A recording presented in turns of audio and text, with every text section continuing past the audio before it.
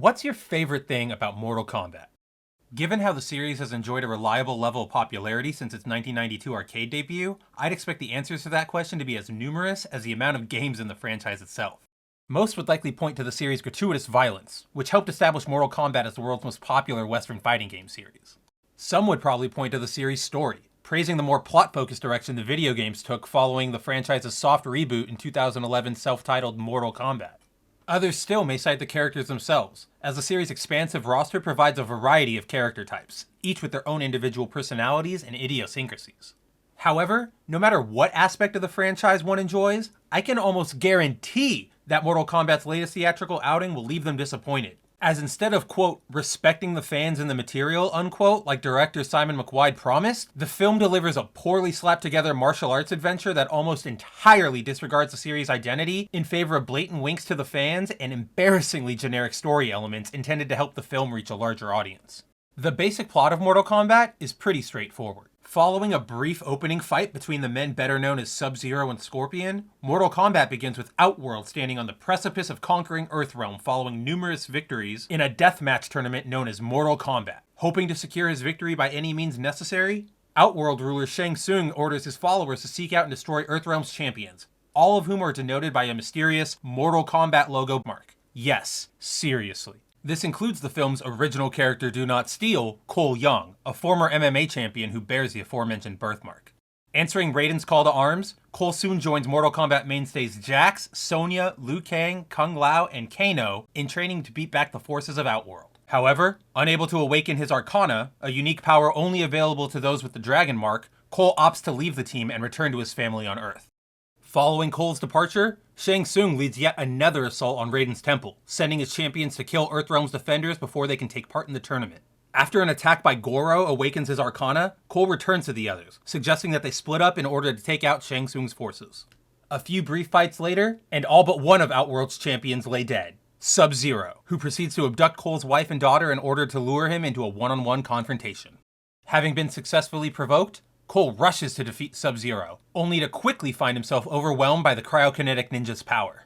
Facing defeat, Cole is soon joined by his ancestor, Scorpion, who is summoned when the ancient rope dagger he once used is splashed with the blood of his descendant.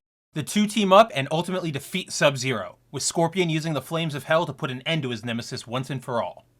In the aftermath, Shang Tsung departs, left with no choice but to participate in Mortal Kombat as planned. Meanwhile, hoping to amass as many champions as possible to fight against Outworld in the upcoming tournament, Raiden sends the current Earthrealm warriors on a journey to recruit new fighters. As the film ends, Cole reveals that he's headed to Hollywood to find none other than Johnny Cage. Now, if you're left thinking, wow, that sounds pretty generic, detached from Mortal Kombat lore and full of terribly written plot points, well, you're absolutely correct. It is. There's no way around it. Mortal Kombat is a bad film. Not only that, but it's a film so bad that I would genuinely argue that WB's advertising gimmick of releasing the first 7 minutes for free was an outright scam, as that scene is so much more coherent, interesting, and outright better than the rest of the film that it might trick someone into paying money to see it. As with the worst film adaptations, whether they be adaptations of literature, comic books, or video games, Mortal Kombat sacrifices a lot in its transition from console to the silver screen, throwing away nearly everything that makes the series unique in favor of appealing to a wider audience. Take, for instance, Reptile. In the games, he's portrayed as a humanoid lizard ninja with his own unique moveset full of acid bubbles and slow-moving balls of green energy. But the film chooses to shy away from this absurd concept rather than embrace it. Instead, he's portrayed as little more than a generic lizard person who doesn't even get to use his acid spit, despite heavy emphasis being placed on the fact that his spit is acidic. This depiction might be potentially more palpable to wider audiences, but it's overall devoid of the spirit of Mortal Kombat. Yet, nowhere is this generic feeling better embodied than in the film's protagonist, Cole. I cannot tell you how many times I found myself asking, why is he even here? As there's absolutely nothing interesting nor unique enough about him that his role couldn't have been better filled by an established Mortal Kombat character, such as Stryker or, you guessed it, Johnny Cage. From his backstory to his Arcana, which results in nothing more than some armor and a pair of tonfas, Cole is bland, useless, and boring. In fact, I'm positive he's also responsible for two of the worst concepts in the film. the Dragon Mark, and the Arcanas, with the former being created solely to explain why the audience stand-in would join the tournament against his will, and the latter to give him a superpower without having to devote any time to him training to earn it. Without the existence of Cole, the introduction of these concepts doesn't really make a lot of sense. As seen throughout the series, fighters weren't chosen at random, but rather directly by Raiden, while every character had a specific explanation for their abilities. For example, Sub-Zero's cryomancy was a genetic trait, while Sonya's energy rings, Kano's laser, and Jax's arms were explained by technology. Given this established lore, Cole is the only logical explanation I can think of as to both why the movie felt the need to answer questions no one was asking, and why the answers feel so foreign to the very idea of Mortal Kombat itself. However, even if one were to put these issues with the film's main character, main plot device, and main power mechanic aside, Mortal Kombat would still stand as a masterclass in poor writing. Dialogue, particularly Cole's, feels stilted and awkward. So what's the plan? We need to fight smarter. We need to control the fight. References to the video games are so egregiously shoehorned in that Ed Boon may as well be sitting next to you, nudging you and going, eh? Kano wins. All you can do now is test your might. We have no time to lose. Flawless victory. And events feel as if they happen simply because that's what happens in a movie. That last aspect is best seen in how things just happen when the plot needs to move forward. After Sonya brings Cole back to her hideout, Reptile just happens to discover the location of her secret base. After a fight in the desert, Liu Kang just happens upon Cole, Sonya, Jax, and Kano, offering to guide them to where they need to go, Raiden's temple. After finding himself outmatched by Sub-Zero, a splash of Cole's blood just happens to be the key to summoning Scorpion when he needs help the most. All of these moments feel disconnected from the events of the film, and again, as if they only happen because that's how movies work. The most offensive example of this slapdash style of writing is in the film's climax, when Cole rallies the Earthrealm warriors to surprise attack Outworld's fighters.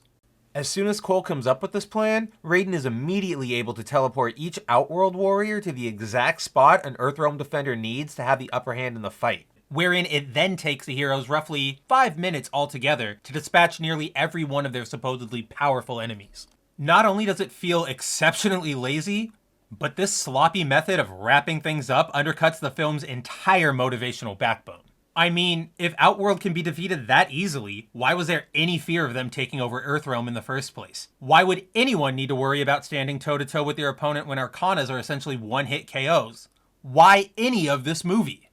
Worst of all, as it permeates every aspect of the production, is that the so-called respect towards the games boasted about by McWide is almost entirely superficial. Yes, the characters are properly named and their costumes and special attacks are for the most part accurate to their in-game counterparts, but this visual accuracy is about as far as that respect to the franchise goes. The entire film feels like someone took a completely unrelated martial arts script and threw a Mortal Kombat costume over it. In fact, the Mortal Kombat tournament itself doesn't even make a proper appearance in the film, instead being teased for the sequel.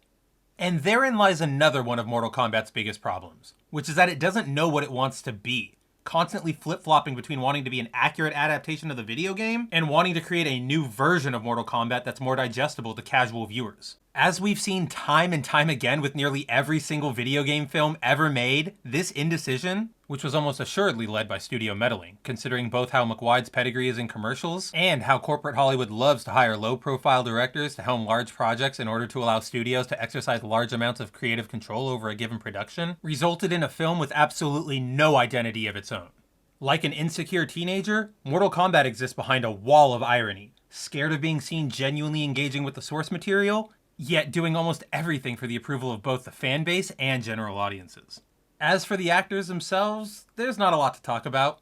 The cast does a serviceable job with the script they were given, with the sole exception of Cole and his discount Keanu Reeves act, but the script itself is so lackluster that it leaves the characters feeling, again, generic. It's hard to imagine that fans will be quick to point to the characters as their favorite part of the film, or even remember most of their personalities after the credits roll. Although it's understandable that many could consider Kano an exception to this rule. Now, to be fair, rarely is a movie completely without a redeeming quality, and for Mortal Kombat, ironically enough, its strength is in its visuals. The film definitely delivers on the series' signature gore, with characters having their arms broken off, hearts ripped out, and even being split in half. These moments, combined with the film's aforementioned video game accuracy, make the film's fight scenes at least somewhat enjoyable to watch. In particular, the fights between Sub-Zero and Scorpion that bookend the film are actually incredibly well crafted and entertaining to watch. So much so that one wonders why the film didn't just focus on the conflict between the Lin Kuei and the Shirai Ryu, as a tale of war between two ancient rival ninja clans would have been far more entertaining than what we ended up with. There are also some deep cuts for hardcore Mortal Kombat fans, such as the inclusion of Natara and freaking Reiko among Shang Tsung's ranks, and the reference to Nightwolf and Kotal Kahn as ancient dragon-marked warriors. However, once the novelty of seeing the video game brought to life in these various ways wears off, you'll be left to suffer more of the film's boring and predictable plot, most likely wishing that you were instead playing the games from which these Easter eggs originated. Ultimately, Mortal Kombat feels like a 90-minute long identity crisis, as the film doesn't know what it wants to be outside of very bloody. Fans excited to see their favorite characters brought to life would be best served watching a YouTube compilation of the movie's fight scenes, then putting on the first Mortal Kombat movie, playing almost any of the games, except Special Forces, or even watching Defenders of the Realm. Shang Tsung lives again. With not enough of the game's charm to endear it to fans of the franchise, and too little individuality to even think about vying for a spot in the public memory, Mortal Kombat will likely go down as yet another entry in a long list of cinematic video game misfires. Pros: characters are relatively accurate to their video game appearances, the fatalities are acceptably gory, and the Sub-Zero and Scorpion fights are pretty entertaining. Cons: Cole, the film's writing, and the entire concept of the Dragon Mark and Arcanas. Overall, 3 out of 10.